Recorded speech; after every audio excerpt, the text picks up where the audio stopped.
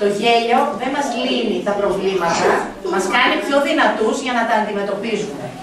Μας βάζει στο δρόμο της θετικότητας και της αισιοδοξίας, έτσι ώστε να μπορούμε να αντιμετωπίζουμε τις καταστάσεις γύρω μας και τη ζωή μας πολύ πιο δυνατή και πολύ πιο εύκολα.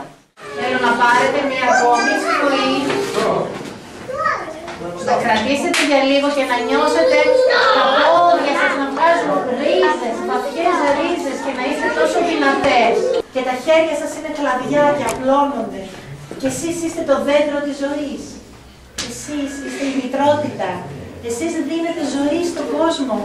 Και να νιώσετε όλη αυτή την ευλογία και όλη αυτή τη δύναμη που έχετε. Γιατί έχετε δύναμη. Γιατί ο καρδιώματος. Και να εκπνεύσετε και να νιώσετε αυτή τη δύναμη. Έτσι, μπράβο. Σας ευχαριστώ πάρα πολύ. Γιατί έτσι.